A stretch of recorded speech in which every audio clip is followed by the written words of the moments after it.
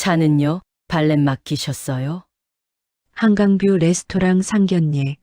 예비 시어머니가 낡은 구두를 신은 남자를 훑어봅니다. 걸어왔습니다. 남자는 조용히 대답했어요. 저렴한 시계, 오래된 정장, 그녀는 코웃음을 쳤습니다. 요즘은 기본이 있어야 하지 않겠어요? 하지만 그녀는 몰랐습니다. 이 초라해 보이는 남자가 누구인지, 그리고 자신이 얼마나 큰 실수를 저지르고 있는지. 시청하시기 전 구독과 좋아요 꼭 부탁드립니다. 서울 강남구 테헤란로 출근길 지하철은 언제나 복잡했습니다. 윤설이는 손잡이를 잡고 흔들리는 몸을 지탱하며 창밖을 바라봤습니다. 33, 스타트업 마케팅 매니저로 일한 지 5년째였죠. 급여는 나쁘지 않았지만 언제나 다음 프로젝트를 걱정해야 하는 삶이었습니다. 회사는 테헤란로 한복판 작은 건물 3층에 있었어요. 엘리베이터에서 내려 유리문을 밀고 들어서자 동료들의 인사가 쏟아졌습니다. 설이는 가방을 내려놓고 컴퓨터를 켰어요. 모니터 옆에 붙어 있는 포스트잇 한 장이 눈에 들어왔습니다. 이번 주 토요일 상견례라고 적혀 있었죠. 최도영과 만난 지 1년 반이 지났습니다. 그는 대기업 계열사 팀장이었어요. 처음 만났을 때부터 설이는 자신의 집안에 대해 거의 말하지 않았습니다. 아버지가 분식집을 하셨다가 은퇴하셨다는 정도만 전했죠. 도연은 그 말을 듣고도 별다른 반응을 보이지 않았어요. 오히려 진솔하다며 좋아했습니다. 설이는 일부러 그렇게 했습니다. 평범한 집딸로 살고 싶었거든요. 누군가 자신을 평가할 때 집안이 아니라 사람 자체를 보길 바랐어요. 점심시간 설이는 회사 근처 카페에서 아버지와 통화를 했습니다. 윤광호는 여전히 차분한 목소리였어요. 토요일 장소 확인했어요, 아버지. 그래, 루미에르라고 했지. 네, 한강뷰 보이는 프라이빗 룸이래요. 도연 어머니가 예약하셨대요. 알았다. 걱정 마라. 아버지는 짧게 대답하고 전화를 끊었습니다. 설이는 핸드폰을 내려놓고 한숨을 쉬었어요. 아버지는 딸의 부탁을 들어주겠다고 했습니다. 상견례 당일까지 평범한 은퇴자처럼 행동하기로 약속했죠. 사실 윤광호는 평범한 분식집 사장이 아니었습니다. 그는 국내 최대 프랜차이즈 오로라 F&B의 창업자이자 현 회장이었어요. 전국에 3,000개가 넘는 매장을 둔 외식 제국의 주인이었죠. 하지만 설이는 그 사실을 철저히 숨겼습니다. 회사 동료들도 도연도 그 누구도 몰랐어요. 설인이 그렇게 사는 이유는 분명했습니다. 대학 시절 회장 딸이라는 사실이 알려진 적이 있었어요. 그때부터 주변 사람들이 달라졌습니다. 친구들은 거리를 두거나 지나치게 친절해졌죠. 연애도 마찬가지였어요. 남자들은 설인 자체보다 그 배경에 먼저 반응했습니다. 그래서 설이는 졸업 후 성을 어머니 성으로 바꾸고 아버지 회사와 무관한 곳에 취직했어요. 집안 이야기는 입 밖에 내지 않았습니다. 아버지 윤광호는 딸의 선택을 존중했어요. 대신 딱 한 가지만 약속했죠. 내가 힘들면 언제든 말해라. 아버지가 있다. 퇴근 후 설이는 집으로 돌아왔습니다. 작은 원룸이었어요. 설이는 침대에 앉아 핸드폰을 들었습니다. 도연에게서 메시지가 와 있었어요. 토요일 잘 부탁해. 우리 어머니 좀 까다로우신데 이해해줘. 설이는 메시지를 읽고 답장을 보내지 않았습니다. 까다롭다는 말이 왠지 불길하게 느껴졌거든요. 며칠이 지나고 토요일 아침이 밝았습니다. 설이는 일찍 일어나 준비를 했어요. 옷장에서 단정한 원피스를 꺼내 입었습니다. 화장은 평소보다 신경 써서 했죠. 거울을 보며 한숨을 쉬었어요. 괜찮을 거야, 괜찮을 거라고 되뇌었습니다. 루미에르는 한강이 내려다 보이는 고급 레스토랑이었습니다. 서리는 약속 시간보다 10분 일찍 도착했어요. 입구에서 도연이 기다리고 있었습니다. 그는 정장을 차려입고 있었어요. 왔어. 부모님은 안에 계셔. 서리는 도연의 손을 잡고 안으로 들어갔습니다. 프라이빗 룸으로 안내되었어요. 문을 열자 넓은 공간이 나타났습니다. 통창 너머로 한강이 펼쳐졌죠. 테이블 한쪽에 도연의 부모님이 앉아 있었습니다. 예비 시어머니 백미정은 50대 후반이었습니다. 얼굴 관리를 철저히 한 듯 보였어요. 명품 핸드백을 옆에 두고 있었죠. 예비 시아버지 최인철은 60대 초반으로 건설사 대표였습니다. 두 사람 모두 서린을 보며 가볍게 고개를 끄덕였어요. 어서 오세요. 서린은 인사를 했습니다. 미정은 서린을 위아래로 훑어봤어요. 시선이 따가웠습니다. 아버지는요? 미정이 물었습니다. 서린은 시계를 보며 대답했어요. 곧 오실 거예요. 그때 문이 열렸습니다. 윤광호가 들어섰어요. 그는 평범한 회색 정장을 입고 있었습니다. 구두는 오래되어 보였고 시계는 저렴한 브랜드였죠. 미정의 눈빛이 순간 변했습니다. 어서 오세요. 저희가 먼저 와 있었네요. 광호는 조용히 인사했습니다. 미정은 광호를 보며 입꼬리를 살짝 올렸어요. 차는요? 발렛 맡기셨어요. 광호는 잠시 멈칫하더니 담담하게 대답했습니다. 걸어왔습니다. 미정의 표정이 굳었습니다. 인철도 눈썹을 찌푸렸어요. 서리는 가슴이 철렁 내려앉는 것을 느꼈습니다. 아버지가 자리에 앉았고 상견례가 시작되었어요. 하지만 공기는 이미 차갑게 식어 있었습니다. 음식이 나오기 시작했습니다. 웨이터들이 조용히 전체 요리를 테이블에 놓았어요. 미정은 포크를 들며 광호를 훑어봤습니다. 시선이 구두에서 시작해 시계로 정장 소매로 이동했어요. 요즘은 기본이 있어야 하지 않겠어요. 미정이 말했습니다. 차도 없이 오시고 시계도 참 소박하시네요. 서리는 포크를 든 손에 힘이 들어갔습니다. 도연은 잠시 머뭇거리다 입을 열었습니다. 어머니 말씀 좀. 하지만 목소리는 힘이 없었어요. 미정은 아들의 말을 무시했습니다. 결혼은 두 사람만 하는 게 아니잖아요. 집안끼리 만나는 거예요. 인철도 거들었습니다. 우리 도연이도 이제 35인데 안정적인 기반이 필요하죠. 광호는 조용히 음식을 먹으며 아무 반응도 보이지 않았어요. 미정은 핸드백에서 작은 수첩을 꺼냈습니다. 테이블 위에 놓았어요. 거기엔 숫자들이 빼곡했습니다. 요즘 결혼 준비하려면 최소한 이 정도는 필요해요. 미정의 손가락이 수첩을 가리켰습니다.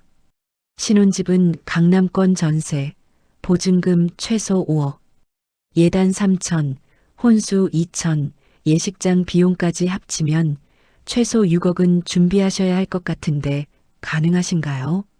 서리는 입술을 깨물었습니다. 도연을 바라봤어요. 그는 고개를 숙이고 있었습니다. 광호는 천천히 냅킨으로 입가를 닦더니 미정을 바라봤어요. 준비는 하겠습니다.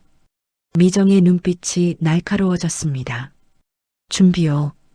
지금 당장 있으신 게 아니라는 말씀이신가요? 광호는 대답하지 않았습니다. 미정은 코웃음을 쳤어요. 분식집 하셨다며요. 그것도 이미 정리하셨다고. 그럼 지금은 뭐 하세요? 은퇴했습니다. 은퇴? 미정이 되풀이했어요.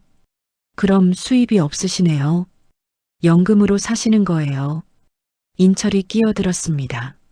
아니, 그렇게 물으시면 어떡합니까? 하지만 그의 얼굴에도 불편한 기색이 역력했어요. 미정은 한숨을 쉬었습니다. 솔직히 말씀드릴게요.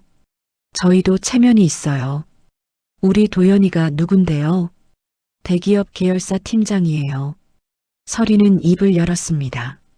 사모님, 저희가 부족한 건 알지만 부족한 게 문제가 아니에요. 미정이 서린의 말을 잘랐습니다. 현실을 모르는 게 문제죠. 요즘 세상에 사랑만 믿고 결혼하는 사람이 어디 있어요. 집안 체면도 생각해야죠. 서리는 도연을 다시 바라봤어요. 그는 여전히 고개를 숙이고 있었습니다. 서리는 깨달았어요. 도연은 자신을 지켜주지 않을 거라는 걸. 광호는 조용히 물잔을 내려놓았습니다. 그 소리가 룸 안에 울렸어요. 미정과 인철이 동시에 광호를 쳐다봤습니다. 제 딸이 부족해 보이십니까? 광호가 물었어요. 미정은 잠시 눈을 깜빡이더니 표정을 다잡았습니다. 따님 얘기가 아니에요. 현실 얘기를 하는 거죠. 현실이요. 광호가 되물었습니다. 그렇죠. 돈, 집, 체면. 그게 결혼의 전부 아니겠어요. 미정이 단호하게 말했습니다. 광호는 씁쓸한 미소를 지었습니다. 알겠습니다. 미정은 서린을 다시 훑어봤습니다. 딸이 하나였죠. 네. 아드님은요? 없습니다. 미정의 입꼬리가 올라갔어요. 물려줄 게 있어야 물려주죠. 솔직히 말씀드리는 게 나중을 위해서도 좋잖아요. 우리 도연이랑은 안 맞는 것 같아요. 서리는 숨이 막혔습니다. 눈물이 날 것 같았지만 참았습니다. 도연은 여전히 침묵했어요. 광호는 천천히 자리에서 일어났습니다. 오늘은 이만 가보겠습니다. 미정이 눈썹을 치켜 올렸어요. 벌써요. 식사도 다 안 하셨는데. 광호는 서린을 바라봤습니다. 서린아, 가자. 서린은 일어났어요. 도연이 입을 열었어요. 서린아, 잠깐. 하지만 서린은 돌아보지 않았습니다. 아버지를 따라 문 쪽으로 걸어갔어요. 뒤에서 미정의 목소리가 들렸습니다.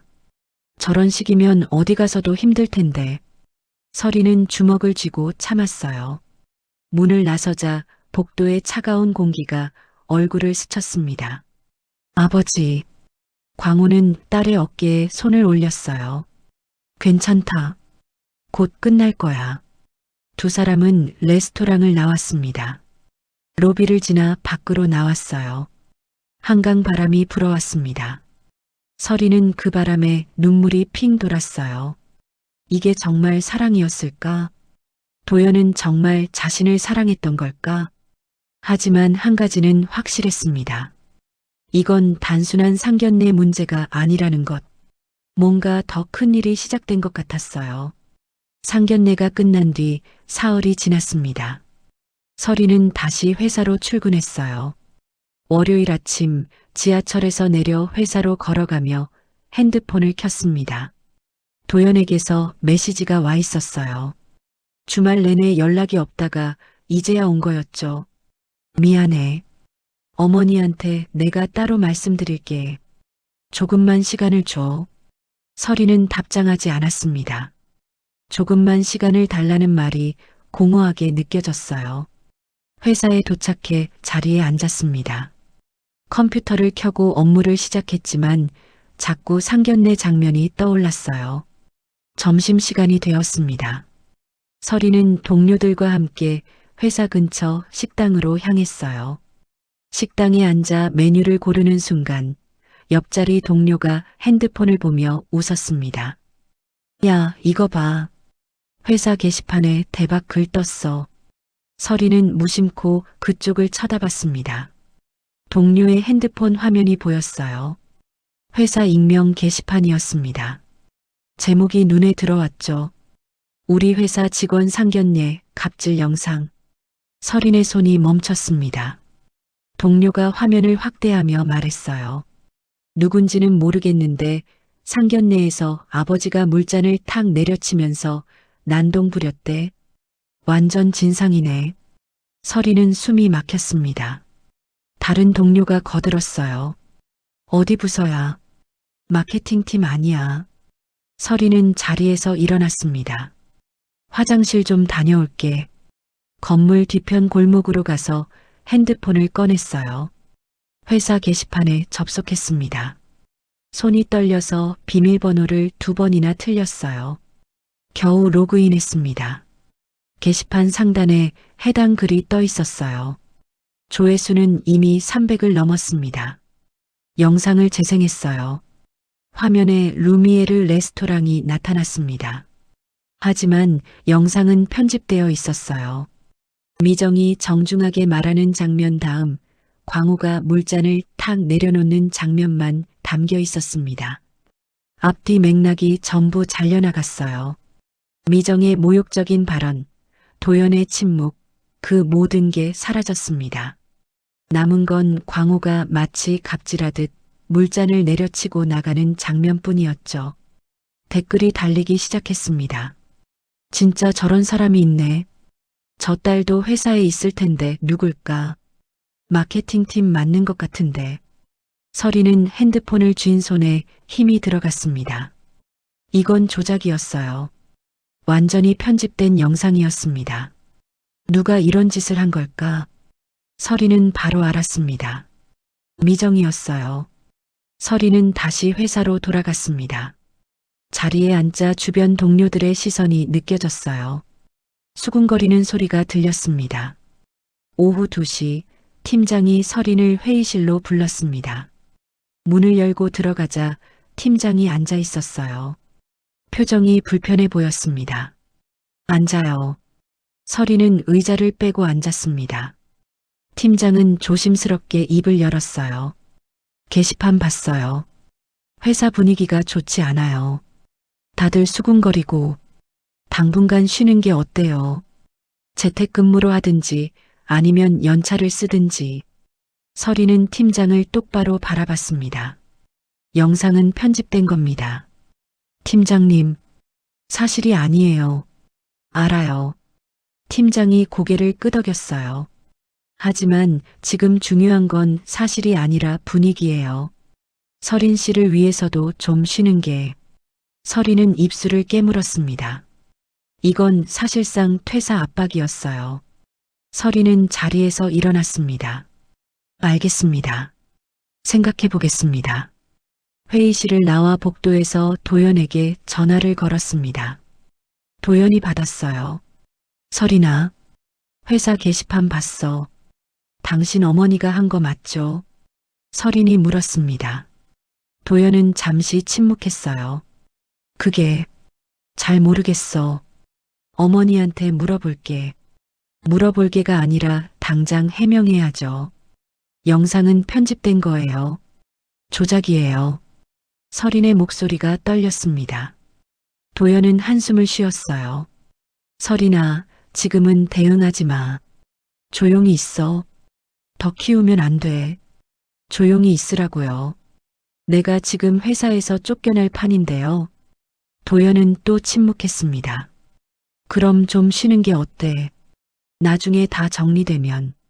서리는 전화를 끊었습니다. 더 이상 들을 수 없었어요. 도연은 끝까지 자신의 편이 아니었습니다. 서리는 자리로 돌아와 가방을 챙겼습니다. 더 이상 이곳에 있을 수 없었어요. 팀장에게 메시지를 보냈습니다. 오늘은 조퇴하겠습니다. 사무실을 나와 엘리베이터를 탔어요. 건물 밖으로 나오자 차가운 바람이 불었습니다. 서리는 그 바람을 맞으며 걸었어요. 한참을 걷다가 벤치에 앉았습니다. 핸드폰을 꺼내 아버지에게 전화를 걸었어요. 신호음이 한 번 울리고 광우가 받았습니다. 서린아, 아버지. 서린의 목소리가 떨렸어요. 괜찮아. 다 괜찮을 거야. 광우의 목소리는 차분했습니다. 하지만 서린은 알았어요. 아버지도 이미 다 알고 있다는 걸. 서린은 눈물이 났습니다. 처음으로 울었어요. 광우는 조용히 딸의 울음을 들어주었습니다. 그리고 천천히 말했어요. 조금만 참아라. 곧 끝날 거야. 아버지가 있다. 서리는 고개를 끄덕였습니다. 전화를 끊고 벤치에 앉아 있었어요. 해가 지고 있었습니다. 거리는 어두워지기 시작했어요. 서리는 혼자였습니다. 회사에서도 사랑에서도 고립되었어요. 하지만 한 가지는 확실했습니다. 이대로 무너지지 않겠다는 것. 서리는 눈물을 닦고 일어났습니다. 다음 날 아침 서리는 출근하지 않았습니다. 팀장의 권유대로 재택근무를 신청했어요. 하지만 집에 있어도 마음은 편하지 않았습니다.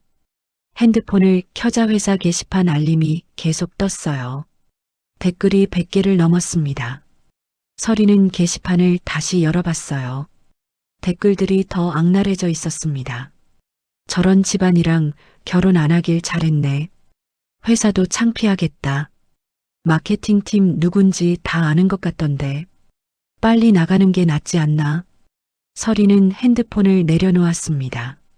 손이 떨렸어요. 오전 10시 도연에게서 전화가 왔습니다. 서리는 받지 않았어요. 세 번째 전화에서야 받았습니다. 서리나 나야. 서리는 대답하지 않았습니다. 도연이 조심스럽게 말했어요. 어머니한테 물어봤어. 영상일은 어머니가 한 게 아니래. 서리는 코웃음을 쳤습니다. 믿으라는 거예요. 그 말을. 도연은 잠시 침묵했어요. 그러다 한숨을 쉬었습니다. 서리나, 지금 중요한 건 그게 아니야. 우리 관계를 정리하는 게 좋을 것 같아.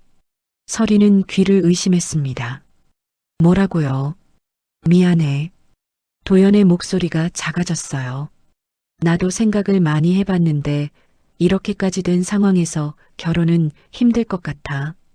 우리 집안도 있고 회사 분위기도 그렇고. 서리는 비웃음이 나왔습니다. 그래서요. 그래서 파혼하자는 거예요. 도연은 대답 대신 침묵했습니다. 그 침묵이 답이었어요. 서리는 전화를 끊었습니다. 핸드폰을 소파에 던졌어요. 눈물이 났습니다. 분노와 배신감이 뒤섞였어요. 1년 반을 함께한 사람이었습니다.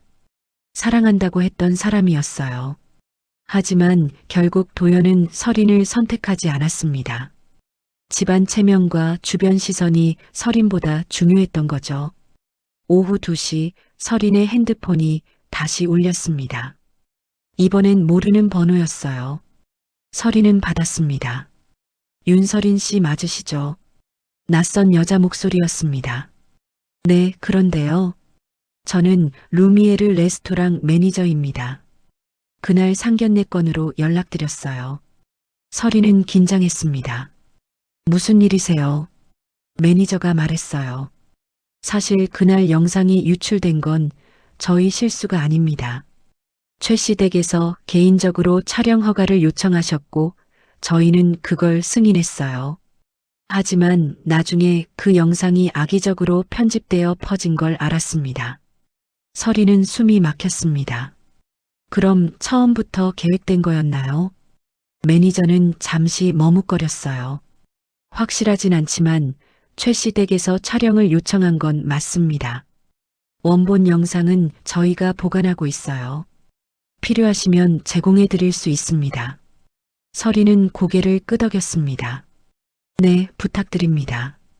전화를 끊고 서리는 소파에 주저앉았어요. 이건 처음부터 계획된 일이었습니다. 미정은 상견례 전부터 서린과 광호를 함정에 빠뜨릴 생각이었던 거예요. 영상을 찍고 편집하고 유포해서 서린을 사회적으로 매장시키려 한 거였습니다. 서린은 무력감이 밀려왔어요. 손발이 풀렸습니다. 그때 현관 초인종이 울렸습니다. 서린은 문을 열었어요. 아버지 광호가 서 있었습니다. 손에는 음식이 든 봉투를 들고 있었어요. 밥 먹었니? 광호가 물었습니다. 서린은 고개를 저었어요.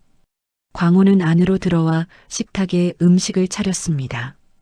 간단한 국과 반찬이었어요. 두 사람은 한동안 말없이 밥을 먹었습니다. 서린은 숟가락을 들다가 그만 울음을 터뜨렸어요. 눈물이 주르르 흘러내렸습니다. 광호는 일어나 딸의 어깨를 감싸 안았습니다. 서리는 아버지 품에서 울었어요. 참았던 모든 감정이 쏟아져 나왔습니다. 분노, 배신감, 무력감, 수치심. 모든 게 한꺼번에 터져 나왔어요. 광호는 말없이 딸의 등을 토닥였습니다. 한참을 울고 나서야 서리는 고개를 들었어요. 눈이 퉁퉁 부어 있었습니다. 광호는 휴지를 건넸어요. 서리는 휴지로 눈물을 닦았습니다. 아버지, 저 이제 어떡해요? 서린이 물었습니다. 목소리가 떨렸어요. 광호는 딸을 똑바로 바라봤습니다. 일어서는 거야. 광호의 목소리는 단호했어요. 넘어졌으면 일어서야지. 그게 다야.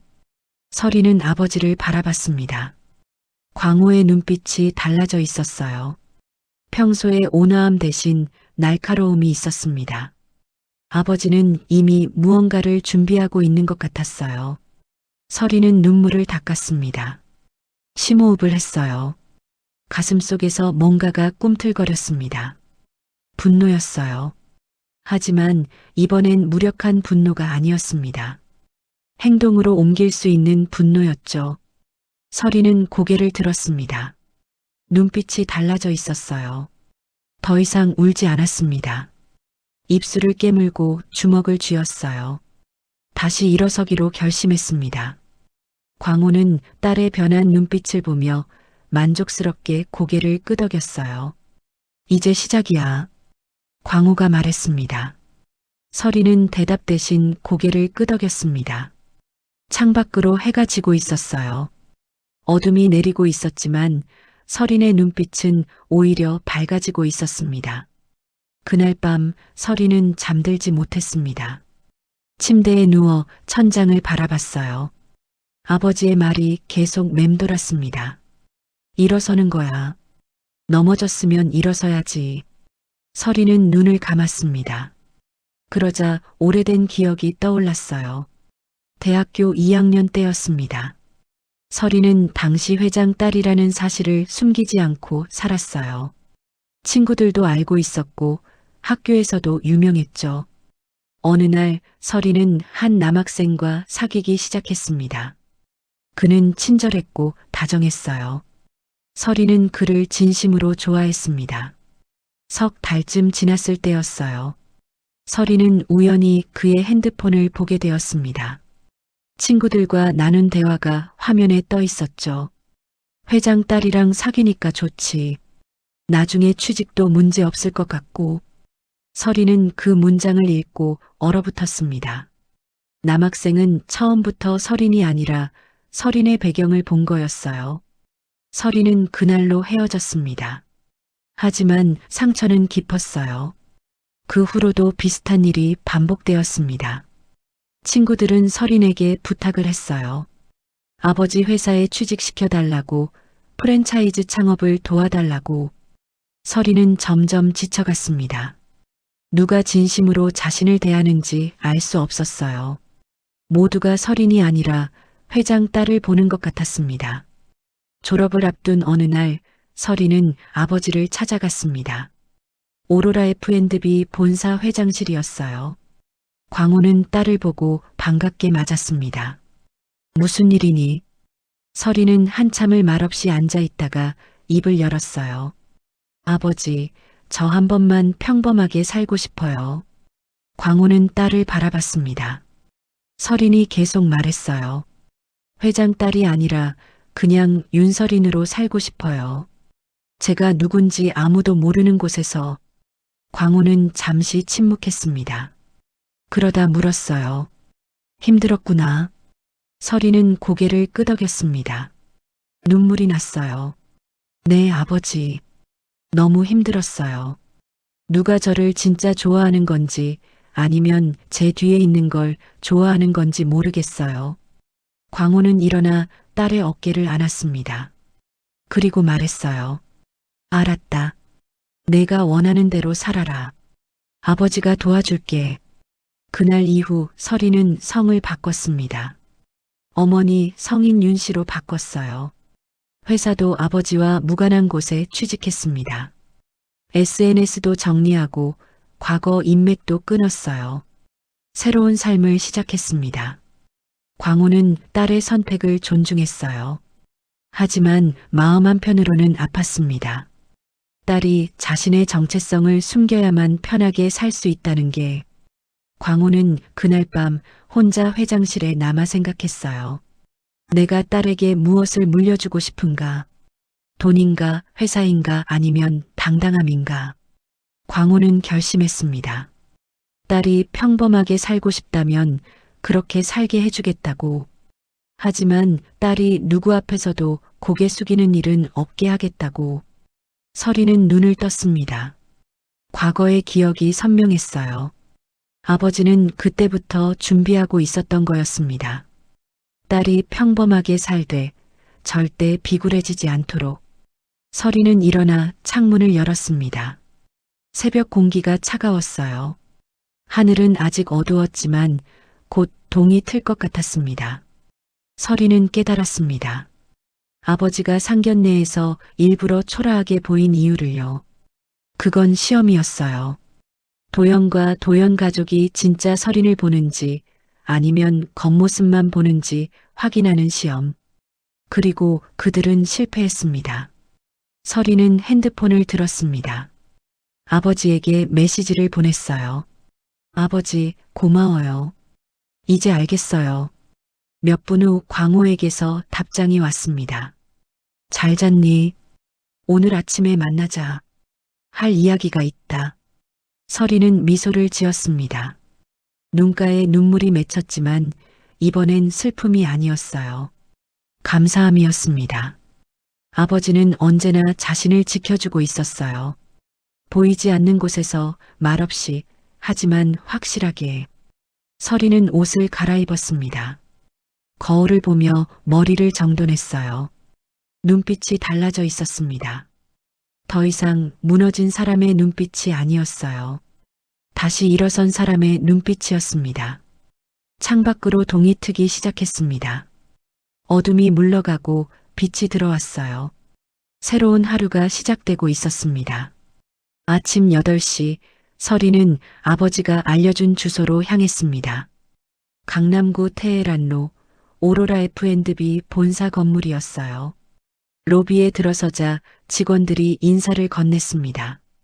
엘리베이터를 타고 최상층 회장실로 올라갔어요. 문을 열자 광호가 책상 앞에 앉아 있었습니다. 옆에는 정장 입은 중년 남자와 젊은 변호사가 서 있었어요. 왔구나. 광호가 서류를 건넸습니다. 루미에르 레스토랑에서 받은 원본 영상 파일이야. 그리고 디지털 포렌식 결과. 서리는 서류를 펼쳤어요.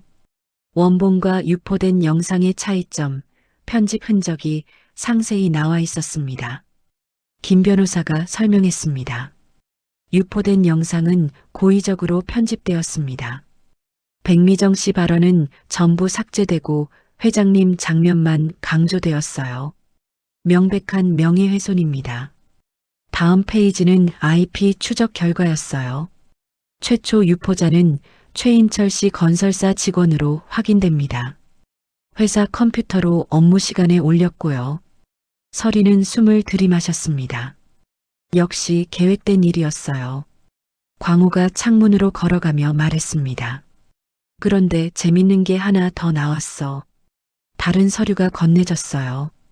건설 자재 납품 단가 부풀리기, 허위 하도급 계약서, 세금 계산서 조작, 불법 행위들이 나열되어 있었습니다. 최인철 씨 회사는 지역 건설사인데 규모에 비해 수익이 비정상적으로 높았어요. 납품 단가 조작하고 존재하지 않는 하도급 업체로 돈을 빼돌렸더군요. 이걸 어떻게 하실 건데요? 서린이 물었습니다. 원칙대로 하는 거지. 광호의 목소리는 단호했어요. 감정으로 하지 않아. 기록대로, 원칙대로. 김 변호사가 말했습니다. 오후 2시 긴급 기자회견을 준비했습니다. 광호는 서린 어깨에 손을 올렸어요. 내가 비굴하게 사는 걸 볼 순 없어. 내 아버지가 누군지 보여줄 때가 됐다. 오후 2시 본사 대강당에 기자들이 가득 모였습니다. 광호가 단상에 올라 마이크 앞에 섰어요. 안녕하십니까? 오로라 F&B 회장 윤광호입니다. 강당이 술렁였습니다. 며칠 전 제 딸의 상견례 영상이 유포되었습니다. 편집된 영상이었습니다. 오늘 원본을 공개하겠습니다. 스크린에 영상이 재생되기 시작했어요. 미정이 광호를 무시하는 장면, 수첩으로 숫자, 나열하는 장면, 설인에게 안 맞다고 말하는 장면, 모든 게 공개되었습니다. 광호가 물잔 내려놓고 일어나는 장면이 마지막이었어요. 이것이 원본입니다. 유포된 영상은 조작물이었습니다. 제 딸은 아무 잘못이 없습니다. 기자들이 질문했어요. 따님이 회사 직원이라는 게 사실입니까? 네. 본인이 원해서 성도 바꾸고 저와 무관한 곳에 취직했습니다. 왜 그렇게 하셨습니까? 딸이 평범하게 살고 싶어 했습니다. 회장 딸이 아니라 그냥 윤설인으로 아버지로서 그 마음을 존중했습니다. 광호는 계속 말했어요. 하지만 제 딸이 누구 앞에서도 고개 숙이는 일은 없게 하겠습니다. 이번 사건은 명예훼손과 업무방해로 법적 조치를 진행합니다. 김 변호사가 추가 자료를 배포했어요. 포렌식 결과 IP 추적, 최인철 건설사 불법 행위 증거들이었습니다. 최인철 씨 건설사 불법 행위는 관계기관에 고발했습니다. 세무조사와 검찰 수사가 진행됩니다. 진실은 반드시 밝혀집니다. 감사합니다. 광호가 내려와 설인을 보며 미소 지었어요. 1시간 후 인터넷은 난리가 났습니다. 실시간 검색어 1위에 윤광호 오로라 F&B 회장이 올랐어요. 기사가 쏟아졌습니다. 오로라 회장 딸 상견례, 알고 보니 피해자, 편집 영상으로 명예훼손, 예비시댁의 음모, 최인철 건설사 불법 행위 적발, 댓글도 바뀌었습니다. 완전 반전이네. 저 시댁이 진짜 갑질. 회장님 멋있다. 편집 영상 악질이다. 설인 회사 게시판도 분위기가 바뀌었어요. 사과 댓글이 달렸습니다. 미안합니다. 잘못 알았습니다. 설인은 집에서 상황을 지켜봤습니다. 몇 시간 만에 모든 게 뒤집혔어요. 도연에게 전화가 왔지만 받지 않았습니다. 메시지가 왔어요. 설인아, 미안해. 내가 몰랐어. 설인은 차단했습니다. 더 이상 들을 필요가 없었어요. 저녁 뉴스에서 기자회견이 보도되었습니다. 미정과 인철 얼굴이 공개되었어요. 두 사람은 집에 틀어박혔고 취재진이 몰려 있었습니다. 최인철 건설사는 거래처에서 계약 해지 통보를 받았어요. 은행도 대출 회수를 검토 중이었습니다. 설인은 창밖을 바라봤습니다. 해가 지고 있었어요. 하지만 어둠이 두렵지 않았습니다. 판세는 완전히 뒤집혔으니까요. 기자회견 다음 날 설인은 회사로 출근했습니다. 동료들의 시선이 달라져 있었어요. 한 동료가 다가왔습니다. 설인 씨, 정말 미안해요. 우리가 성급하게 판단했어요. 다른 동료들도 하나둘 사과했어요. 설인은 미소를 지으며 고개를 끄덕였습니다. 괜찮아요. 팀장이 회의실로 설인을 불렀어요. 그동안 힘드셨죠? 회사 차원에서도 사과드립니다. 익명 게시판 관리 규정을 강화하기로 했어요. 그리고 설인 씨, 다음 달 프로젝트 리더 맡아주시겠어요? 설인은 놀랐습니다. 프로젝트 리더요. 네. 설인 씨 실력은 이미 다 알고 있어요. 설인은 미소를 지으며 대답했어요. 감사합니다. 최선을 다하겠습니다. 오후 3시 설인의 핸드폰이 울렸습니다. 모르는 번호였어요. 저는 최도연 아버지 최인철입니다. 만나서 이야기 좀 하고 싶습니다. 사과하고 싶어서요. 설인은 잠시 망설이다 대답했어요. 알겠습니다. 오후 5시 설인은 회사 근처 카페에 도착했습니다. 인철이 구석자리에 앉아 있었어요. 얼굴이 수척하고 피곤해 보였습니다. 서리는 맞은편에 앉았어요. 인철이 고개를 숙였습니다. 정말 죄송합니다. 제가 아내를 제대로 못 말렸어요. 회사 일도 터지고 거래처도 다 끊기고 이제 정말 끝났어요. 서리는 가방에서 서류를 꺼냈습니다. 고소 취하서예요. 명예훼손건은 취하하기로 했어요. 대신 회사 불법건은 법대로 진행될 겁니다. 인철의 눈가가 붉어졌습니다. 왜 이러시는 겁니까? 저도 한때는 도연 씨를 사랑했으니까요.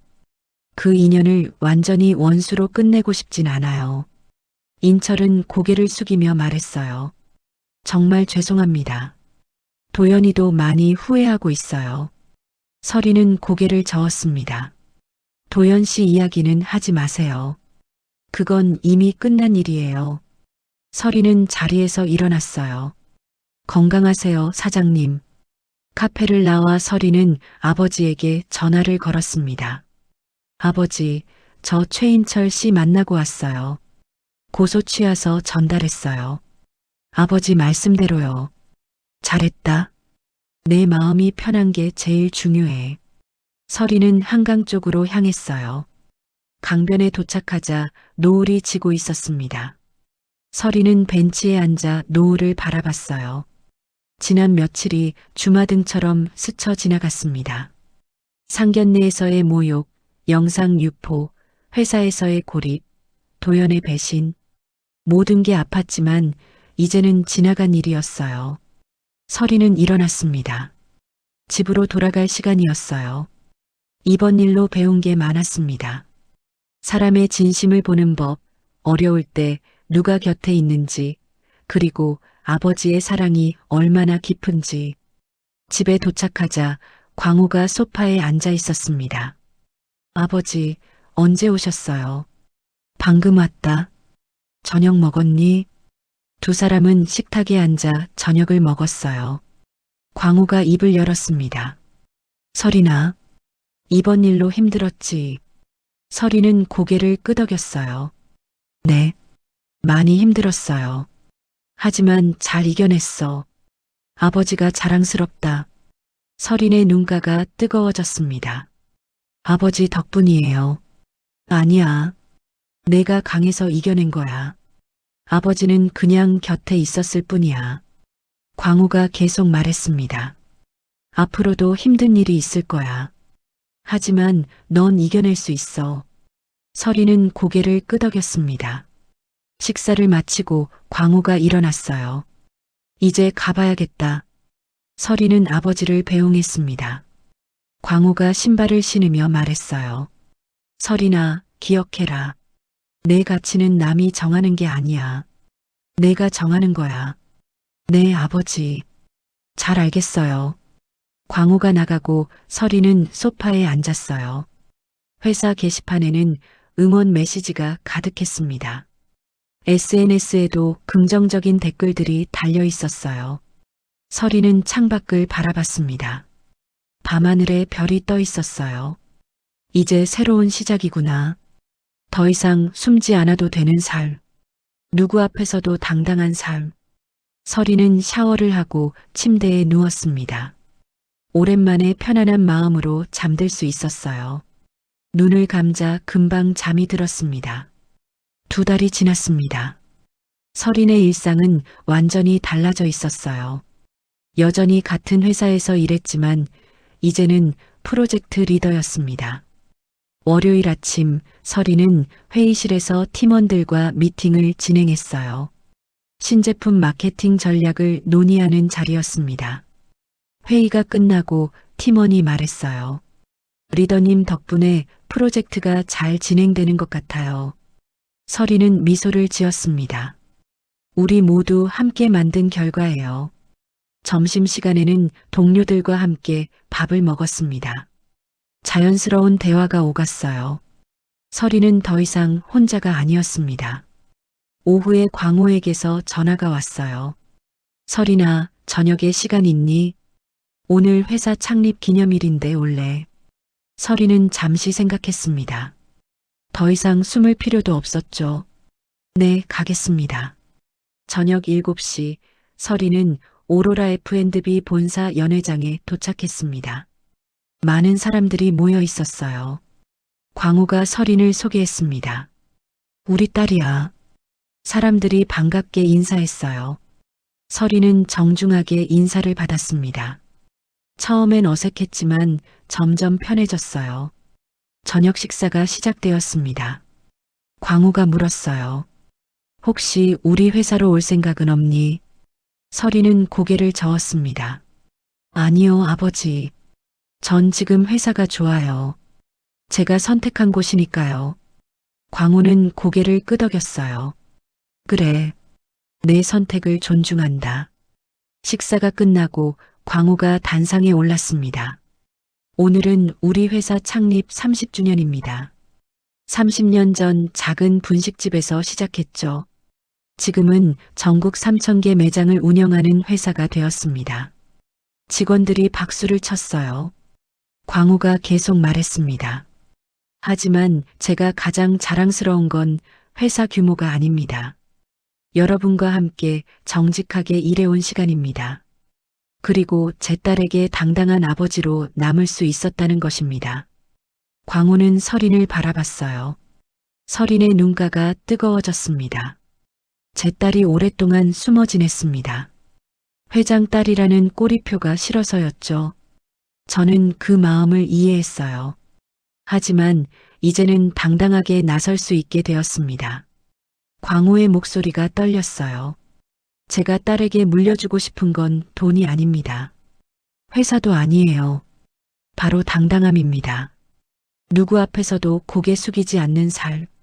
그게 제가 딸에게 주고 싶은 유산입니다. 서리는 눈물이 흘러내렸습니다.